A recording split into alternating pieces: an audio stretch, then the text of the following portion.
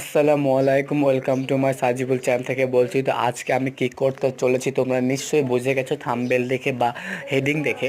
তো প্রথমে বলি, আমার মোবাইলটা 5 বছর হয়ে গেল, তাই ভাবছি এরপর কিছু ডেকোরেশন করা যাক।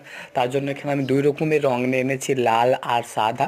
তোমরা চাইলে যে কোনো রং মানে ডেকোরেশন করার জন্য নিতে পারো, তোমাদের পছন্দের মতন। আমার পছন্দ দুটো, তাই এইগুলো আমি বসিয়ে দিচ্ছি। তো প্রথমে আমি তুলিটা দিয়ে লাল রং বসাচ্ছি, তারপরে দেখো মোবাইলটা পুরো একেবারেই বাজে লাগছে। তো লালটা দিয়ে প্রথমে আমি ভুল করে দিয়েছি, কারণ প্রথমে যেমন রং করার জন্য প্রাইমার মারতে হয়, ঠিক তেমনই যে কোনো রং করার আগে কিন্তু সাদা কালারটা আগে ইউজ করবে। তো প্রথমে সাদা কালারটা পুরোপুরি কভারটাকে সাদা করে দিলাম, তারপরে লাল রেড করছি। তোমরা ভাবো না এটা ডিজাইন আছে।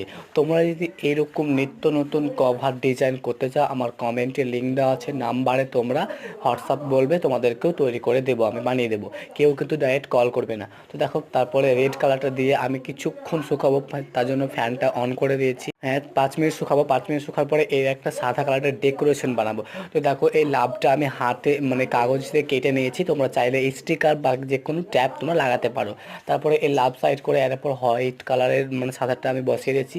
দেখো কি সুন্দর গ্লো করছে। তো লাভগুলো আমার ভালো হয়নি, তাই একটু হাতে আমি সুন্দর করে নিচ্ছি। তারপরে দেখো ফাইনালি আমার কভারটার লুক তোমরা দেখতে পারবে।